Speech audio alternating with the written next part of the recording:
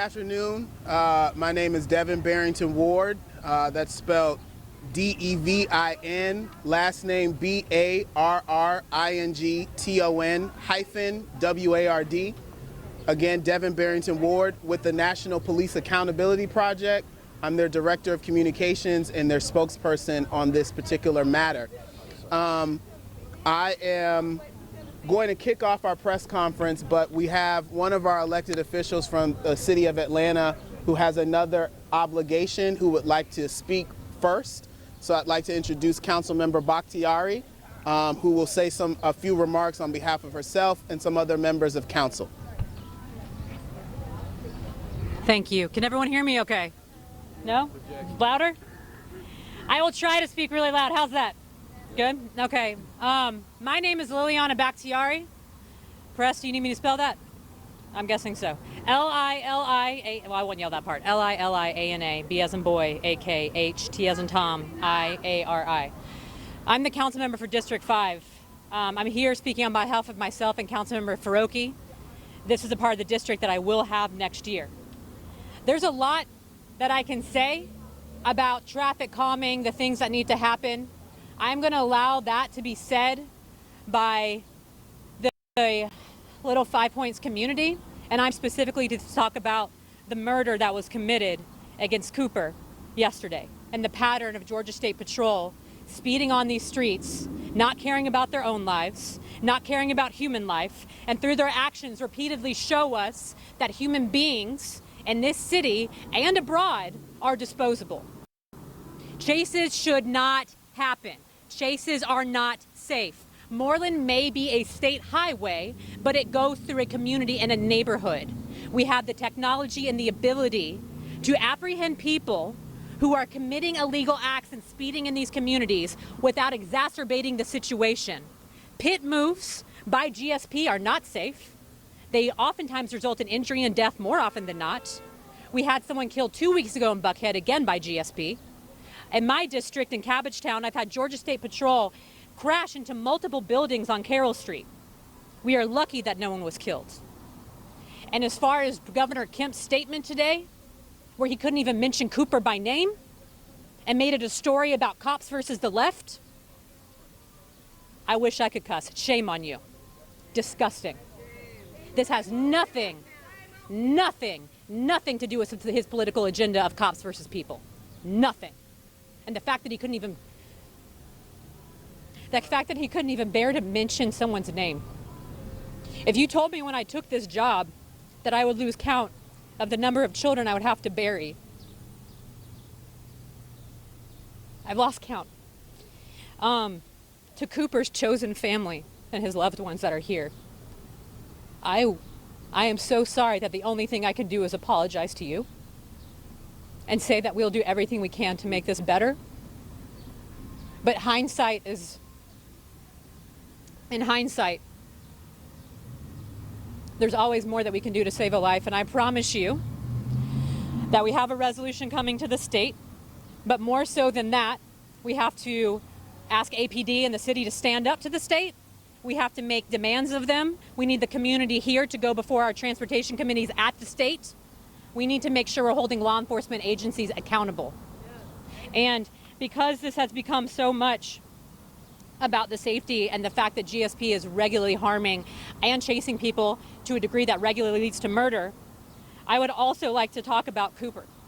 And I ask people to please, I ask for one statement about Coop, because I believe that he should be humanized, because in all of this, his identity and his name are being lost.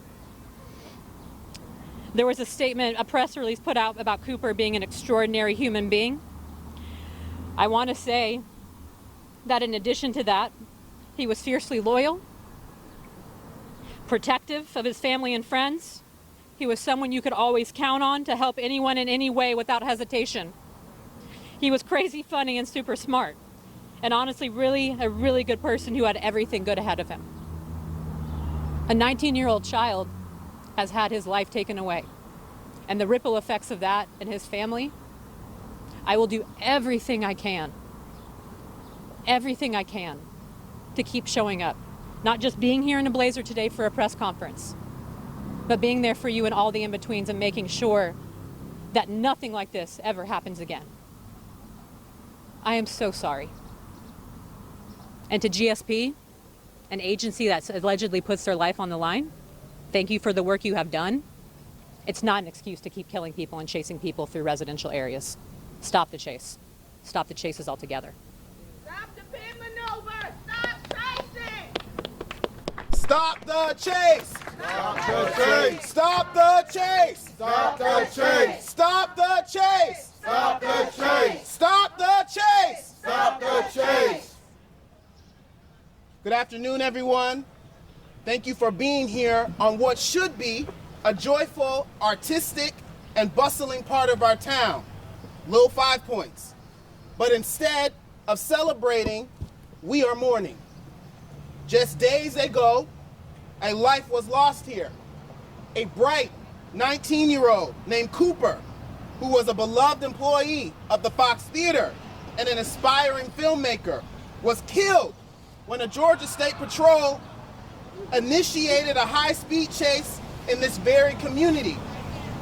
Cooper wasn't a suspect. He was not evading justice. He was just driving along in our community like so many of us do every day.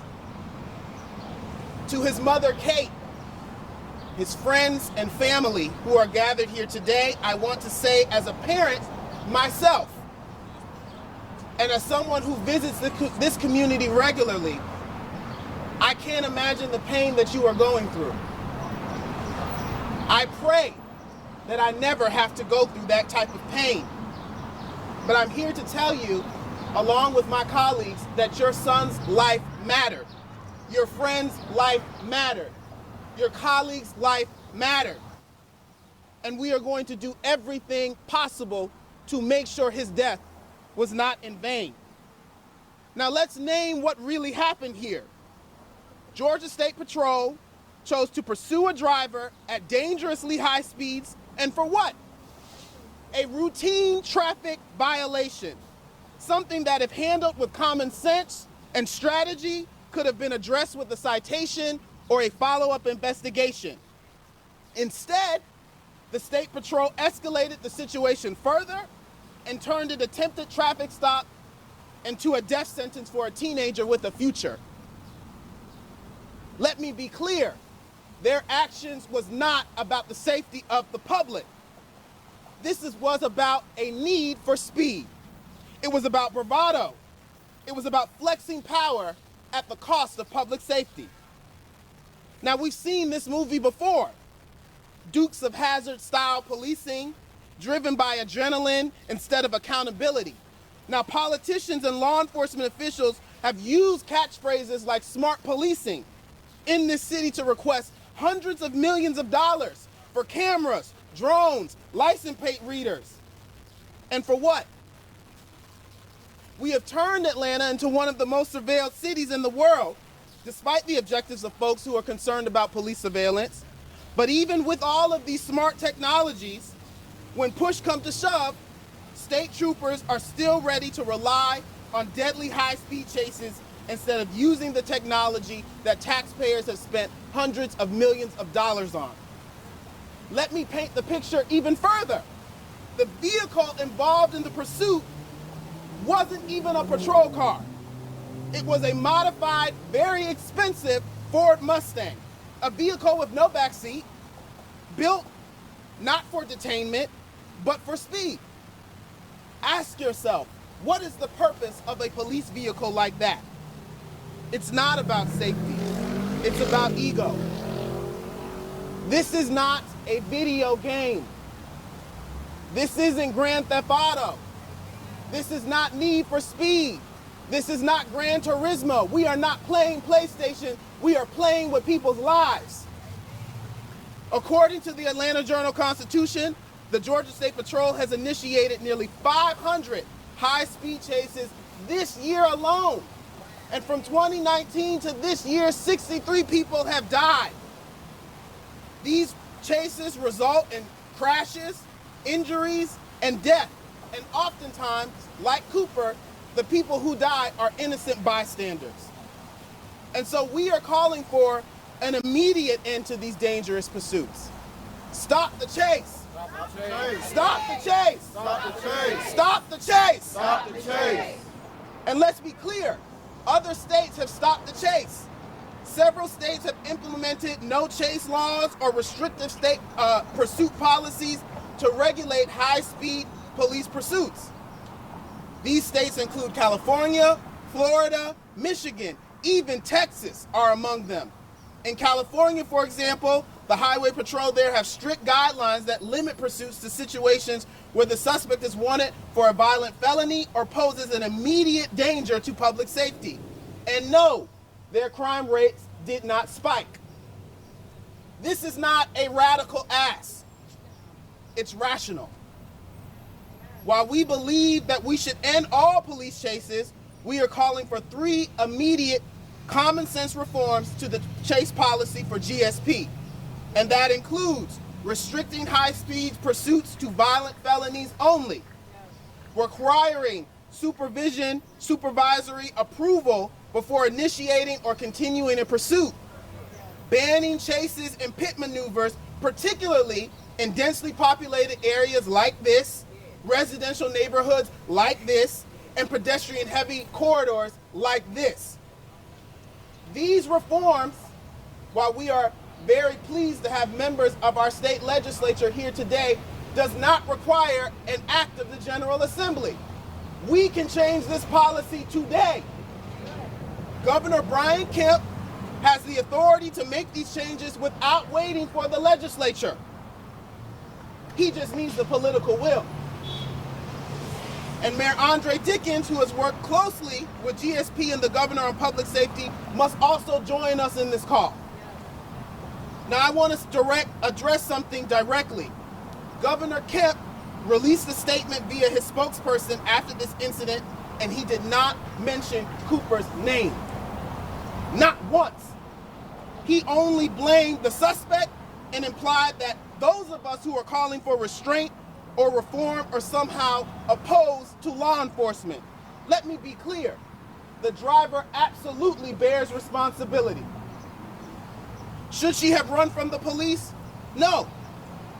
But what we also must recognize is that there's well-documented cases of racism, abuses of power, civil rights violations, and deadly use of force, oftentimes disproportionately used against black people, brown people, and undocumented communities. Law enforcement must acknowledge and own that truth if we are ever going to really build true public safety in this city. But here's the most important point. Of the 3 people that were involved in this chase, only one of them was sworn to an oath to protect and serve. Only one of them was sworn to an oath to protect and serve. Why are we holding state troopers to a lower standard than the people they are chasing? And if we are not going to hold them to a true standard, then what is the point of having law enforcement in the first place? And so we know what the solution is. This is not something that we need to study. We've got the data. We know that police chases are even unsafe for the police. They're injured at higher rates in police chases than they are from gunfire. It's dangerous for all parties involved. And so for the people who are gathered here today and the people who are listening to this press conference, it's up to you. The governor has already issued a tone-deaf statement, but we must make him hear us loudly and clearly to stop the chase. Stop the chase. Stop the chase. Stop the chase. Stop the chase. Stop the chase. Stop the chase. Stop the chase. Stop the chase. Now we are also joined by members of the General Assembly, mostly members of the State House of Representatives, but we also have a member of the State Senate as well. And so I'm going to pass it over to them because not only do they have background information on the attempts to rein in these type of dangerous police chases, but many of them were here at the scene at a restaurant across the street when the chase took place. So I'm going to pass it over to State Representative Sandra Scott, who's joined by State Representative Kim Schofield, State Representative Viola Davis, and State Representative Eric Bell, along with State Senator Gail Davenport. Good afternoon. I'm State Representative Sandra G. Scott, serving District 76 in Clayton County. Speak up. Okay. The other night, we were having a pre-birthday celebration dinner over here at Hudson Grill, and the car was speeding down the highway, and the police was behind them. And the next thing we heard was a loud boom. It was almost like a tank had gone off, and we all jumped up and ran out of the restaurant to see. Said, "Oh my God, oh my God." Whoever was driving that car have hit someone. And we knew when we came out of that restaurant and came down, walked down the street a little bit, we knew that the person had to be dead. Someone in that car had to be dead. There was no way that they could live, because I'm telling you, it knocked that car down the road a bit. And our heart we just went to praying and asking God to have mercy on whoever it was and have mercy on their family, because we know the pain that that family was going through. And then the young lady came back into the restaurant to say that it was a young man, and he was killed on impact, and that his mother worked down the street. And so they didn't know whether he was coming from visiting his mother or just on his way home. But, you know, we felt the pain in our hearts, because we know as parents, we don't want to see anything happen to our children, because we live for our children to hopefully be able to bury us, not we bury them.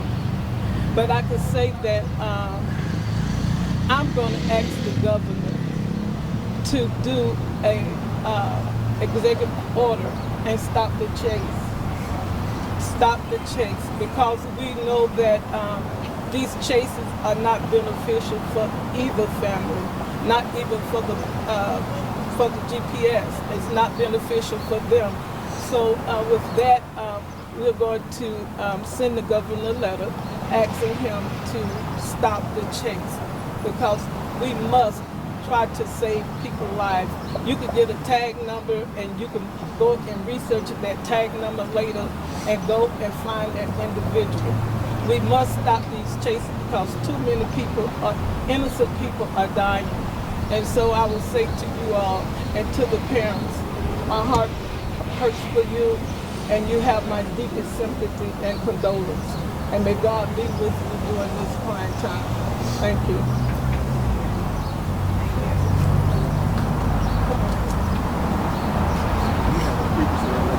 Just good evening, good afternoon. I'm State Senator Gail Davenport, and first let me just say to the family, deepest condolences to you for the loss of people. I had a bill a couple of years ago in the State Senate, SB 138, and this past session we reintroduced that, and it's Senate Bill 319 concerning vehicular pursuits.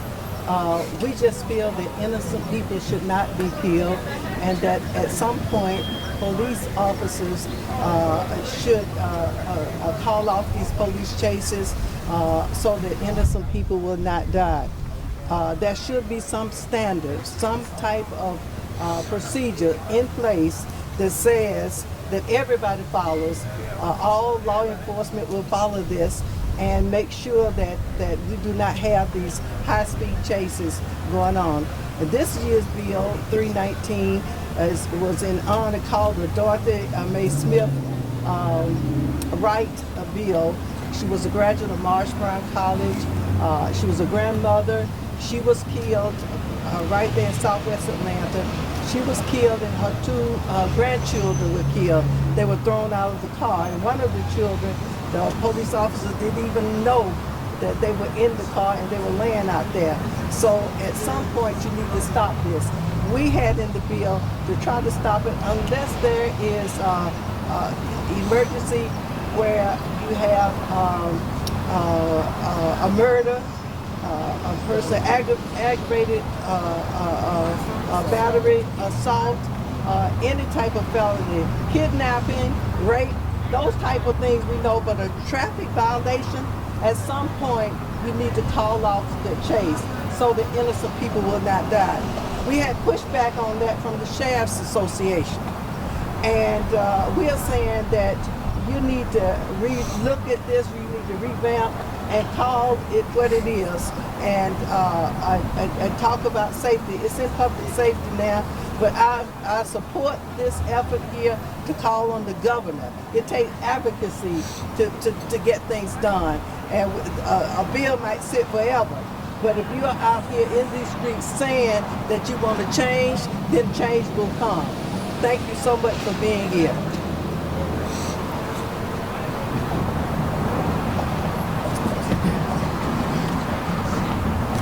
Thank you all for being here. State Representative Eric Bell, District 75. First, I would like to give condolences to Cooper Shanky and the Shanky family. One life lost in the state of Georgia is one life too many. Today we stand in a state that is deemed the #1 to do business, but what about to raise a family? What about to live the dream that comes to all Americans of safety in your home, safety in your communities, safety in your streets? But when that very safety is threatened by those who are sworn by oath to protect your life, sworn by oath to make sure that we are able to live and breathe and experience the inalienable rights that are done by the Congress, the Constitution, and our Bill of Rights, there is an issue. And today the issue is that we have unhinged police officers, GPS officers, chasing individuals in the streets, regardless of what they did, the infraction is. And one life is too precious to lose. So we must call on the governor to issue an executive order, to call on the leader of this state, a leader that leads us all, not black, not white, not Asian, not Haitian, not Caribbean, not Christian, not Jewish, not Muslim, but Georgians. All Georgians remain to be safe in their communities and to be able to drive on the streets. If it was just a few moments later, it could have been one of these ladies.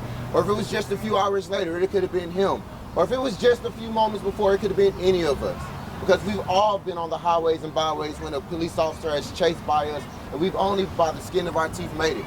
So it could have been anyone. When we talk about all lives matter, this is what we're talking about. When we're talking about black lives matter, this is what we're talking about. When we're talking about blue lives matter, this is what we're talking about. Because as a member of the state legislature, it pains me that we go day in and day out and give morning orders to the members of the GSP that have died from pit maneuvers, that have perished because they were involved in the chase of someone else. This not only shatters a family, but it shatters communities. And what we are doing now is picking up the shattered dreams of families and mourning their loved ones. So please, I implore you to not just stop here, but to make sure you make your way down at the Capitol, to the transportation committees, to the public safety committees, to the governor's office, to my office, to these offices, so that we would no longer have to mourn the lives of Dorothy nor Cooper or all the names that we come to know today. So please call on the governor to ban the chase, stop the pit maneuvers, to keep all Georgians safe. Thank you. Again, just to add some context to this, 500 chases in 1 year alone, 63 people killed from 2019 to up till now, call it 64.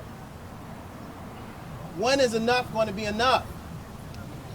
If they are supposed to be engaging in traffic enforcement and encouraging people to drive safely, then you should model the same behavior, not exceed that behavior with excessive speeds on city streets.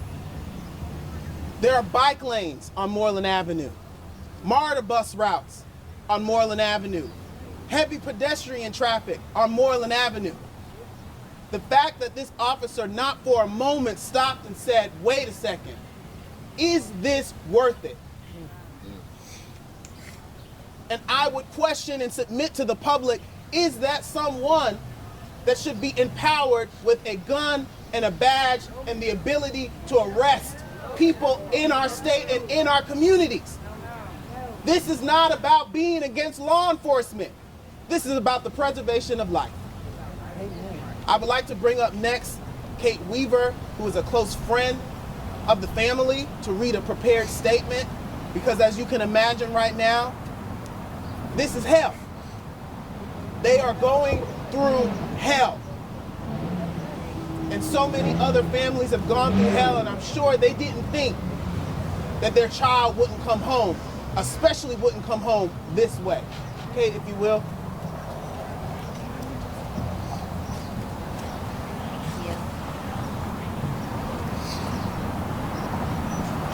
We are grieving the loss of our beloved Cooper, a kind and loving son, brother, and friend. He was a gentle soul with a big heart that matched his height. He had a dry sense of humor and was a master of comedic timing. He loved music and loved that his job at the Fox Theater allowed him to be immersed in it. He grew up in Atlanta, often in this little Five Points neighborhood.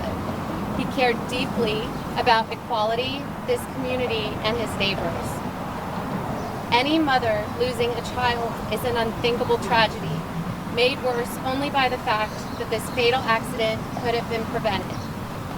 In honor of Cooper, we'll be advocating for responsible change to GSP's pursuit policy in hopes of preventing even one more innocent life being lost.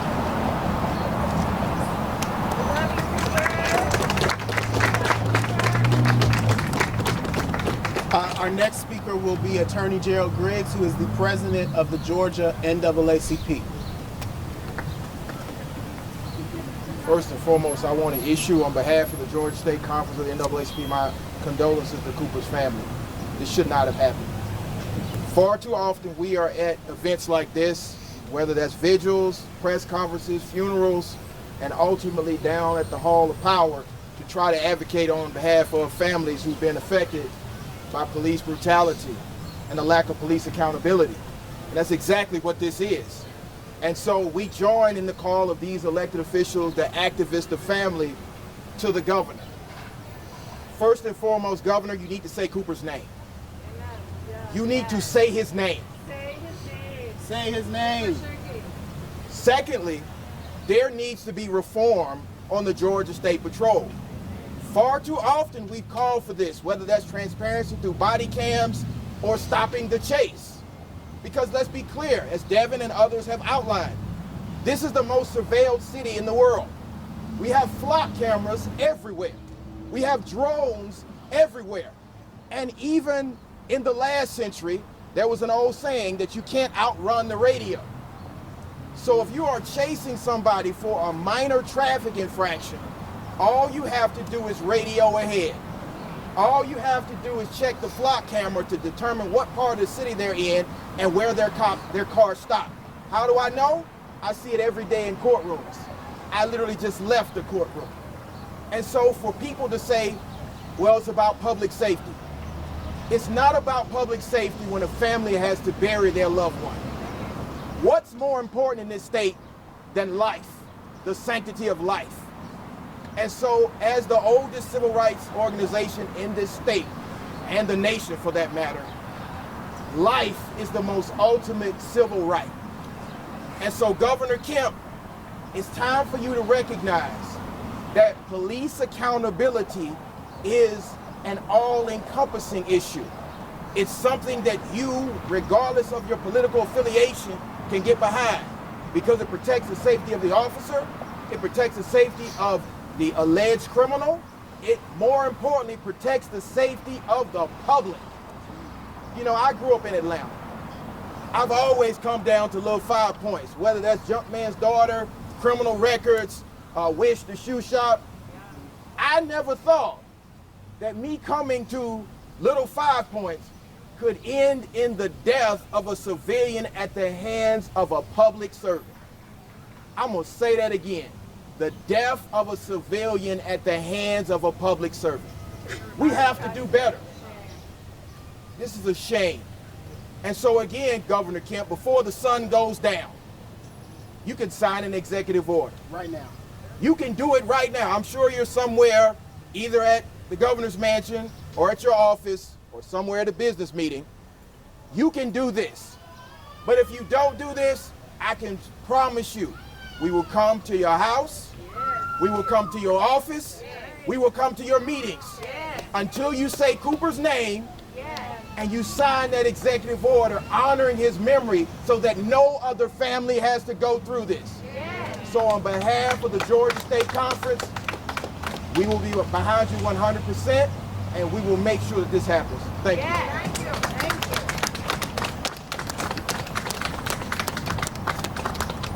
Again, there's some important context to add here, because while we are focused on the Highway Patrol, this is a law enforcement issue. Now, the Highway Patrol oftentimes is the most egregious agency as it pertains to their pursuit policy and the ways that individuals have been killed and maimed and harmed due to the way that they engage in pursuits.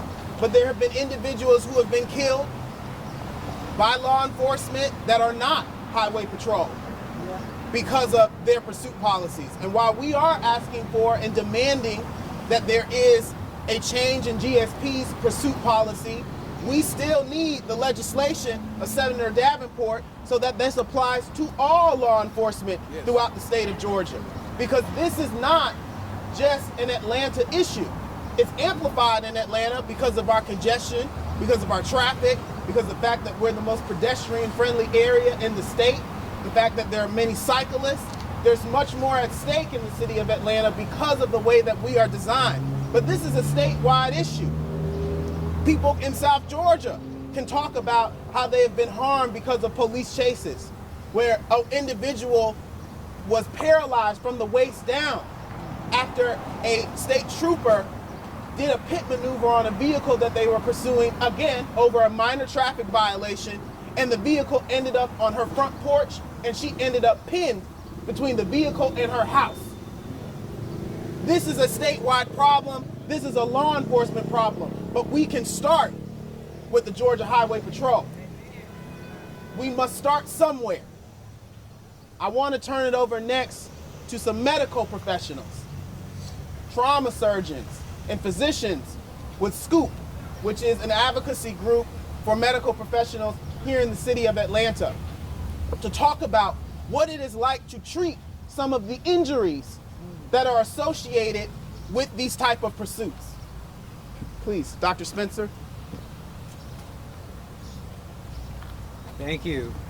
My name is Mark Spencer. I'm an internal medicine physician in Atlanta and the director of Stop Criminalization of Our Patients. Our organization exists to provide education around the harms of the criminal legal system and how this harm disproportionately impacts many of our most vulnerable patients.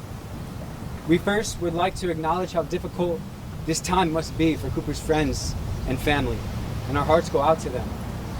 The loss of life is made all the more devastating as it was entirely preventable. As physicians in Georgia, we are intimately familiar with how Georgia policy creates premature death and preventable suffering. What we are here today to talk about is policy. How policy creates the conditions under which we live our lives, the opportunities and choices we have, what resources we have access to. Policy is also a way of assigning value, of whose lives matter and whose lives don't.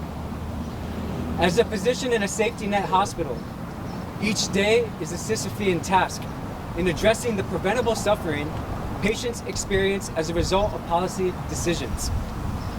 Policies on housing, transportation, medical insurance, education, transit, policing, and on see so many of our patients experience harms and extreme marginalization. This policy-driven, differential exposure to preventable suffering is what Dr. Paul Farmer referred to as structural violence. I say this all because it must be made clear that Georgia's policies around police pursuit are what took Cooper's life. Too often, it is the least responsible for harmful policies that bear the brunt of their consequences. These pursuits, done under the guise of public safety, provide anything but. They cause far more harm than they prevent, and there's simply no excuse. As Devin said, the evidence is quite clear. In the hospital, when preventable harm occurs, we debrief, review, scrutinize, and adjust policies and procedures so it won't happen again. Yet when it comes to policing, I see no similar introspection, critical dialogue, or drive to lessen harm done. The lack of sound and common sense police pursuit policy is emblematic of a criminal legal system in Georgia that is immune to evidence and free from accountability. Because of this, people continue to die preventable deaths in our communities, on our roads, and in our prisons and jails. We must demand better. I'd like to introduce Dr. Mihir Chowdhury, trauma surgeon, who will talk about how these pursuits impact patients. Thank you, Dr. Spencer. First and foremost, my deepest condolences to Cooper's family and to all the families who have lost loved ones due to these kinds of police pursuits and police actions. As Dr. Spencer mentioned, my name is Dr. Chowdhury. I am a trauma surgeon and trauma surgery fellow who works here in the city of Atlanta. And I want to take a minute to share the kind of clinical injuries we see within our trauma centers. I can tell you firsthand that the types of injuries I have seen resulting from high-speed police pursuits have been the most devastating injuries that we see in the ED. We often focus on police-involved shootings, which are also very devastating. However, when it comes to what we call critical polytrauma, these are the types of injuries that result from police pursuits. And I've worked in many different cities, many of them larger than Atlanta, San Francisco, Chicago. It is here in Atlanta where I see surprisingly high numbers of patients come through our trauma bays with critical blunt polytrauma from police pursuits, far more than these other cities. These pursuits, when I'm talking about critical blunt polytrauma, what am I talking about? I'm talking about injuries to multiple compartments of the body. So we often see patients who have devastating traumatic brain injuries, multiple broken bones, they're hemorrhaging and bleeding into multiple body cavities, their abdomen, their chest. This is not uncommon. This is usually what happens in these kinds of situations. Within our overstretched public hospital systems, these patients, we do everything we can to pick up the pieces and try to save their life. This involves massive transfusion protocols, multiple surgeries, prolonged hospital stays, and many do not survive. Patients who we are able to save have prolonged disabilities and may require rehabilitation for the rest of their life if they are able to survive. It's enormous strain and burden on our healthcare system. From a public health perspective, if we can prevent these injuries, if we can pass policies that prevent police chases from resulting in these injuries, we would be able to focus on saving many, many more lives. I'll just end by saying, as someone who seeks to holistically heal and care for those with these kind of traumatic injuries, I want to add my voice to the chorus we've heard, urging the governor and the city to take action to prevent the lethal consequences of high-speed police pursuits.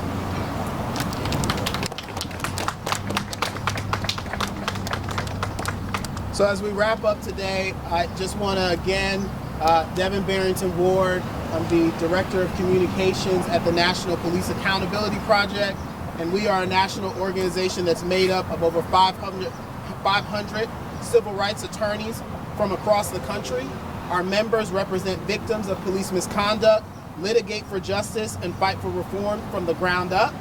And we've seen time and time again how a lack of accountability both kills literally and spiritually in our communities across this country, including here in Atlanta. So you've heard from the National Police Accountability Project. You've heard from the NAACP. You've heard from our trauma surgeons. You've heard from our elected officials. And most importantly, you've heard from Cooper's family. We have to do something. Doing nothing is worse than not doing anything at all. We have to do something. Because if not, we are complicit in the continued carnage that is taking place on our streets. And the last time I checked, I don't live in a virtual reality game like Grand Theft Auto. I live in the real world. And so when you die here, you don't come back. You don't come back. And so we'd like to open it up to members of the media and the public if you'd like to ask some questions for some additional context to what we said here today. I would like to say I'm from Tennessee, and my son was killed by the Georgia State Patrol, and I have been trying to get in touch with the NAACP and all of the city officials, and I haven't got in touch with anyone. Not even the Georgia State Patrol have even reached out and said they were sorry for what happened to my son. My son, they chased my son on the highway. Come up here. They chased my son on the highway at 3 o'clock in the morning coming home to Chattanooga. My son was, I'm sorry. I would like to say hello to everybody, and I appreciate everybody that's coming out today for this. I am so sorry for Cooper's family. I have been protesting and trying to get this taken care of before this happened to Cooper or anybody else that have had this done to them within the year of 2023. My son was murdered by the Georgia State Patrol coming home from Dalton Oyster Pub. They singled out my son because he had a driver's out tag on his car. I guess they thought it was stolen. But my son had just purchased the car. My son had license and everything. My son was scared of being a young black man by himself coming home with 15, 16 police cars behind him. He was scared. That's why he did not pull over. He was trying to get to a safe place to pull over. I know my son, so I know that's what he was trying to do. I have reached out to the NAACP, no harm to y'all at all. I have reached out to the city officials for trying to get justice and get this pit maneuver and get this chasing stopped, because it should no one lose their life for a traffic violation. Even to the police officers, as this young man said, put their life in danger. Pedestrians put their life in danger. So if we can all as one come together and try to get this banned and stopped all over the world, not just here in Georgia. It's a lot of people losing their life with this pit maneuver and chasing, but really in Georgia, because Georgia has no cap on how fast they can go in chasing. And we need to get that stopped immediately, or we're going to keep on having this right here, this pain. Cooper's family is in pain. I'm in pain 3 years. I don't know whether to be happy or sad. I don't know. My son has a daughter. I have to explain that to her, that she's not going to see her daddy anymore. She's only 8 years old. She was 7 years old. 6 years old when this happened to her father. I'm sorry, I just get so upset. I get emotional when it comes to talking about my son. I come 2 hours. Anytime I see anything happen for the pit maneuver or chasing, I try to be a part of it, because I needed to stop. I just needed to stop. We all needed to stop. We really do. And that's all I have to say. And thank you, Jeffrey Thomas. Jeffrey Thomas. Thank you. Thank all of you. Again, if there's any questions from the members of the media, we'll take that now. If not, we'll wrap up the press conference. We appreciate your time today. Next steps is that many of us will be at Atlanta City Hall next Monday when council is back from recess, with the hopes that we will be able to get introduced and potentially passed on emergency legislation, a resolution or legislation to the state, urging the state of Georgia to revise its pursuit policy, and also for the city of Atlanta to examine its pursuit policy and the ways that they are requesting support from the Georgia Highway Patrol when officers are requesting support on the streets of the city of Atlanta. So if there's no questions, we'll wrap up here. Thank you so much.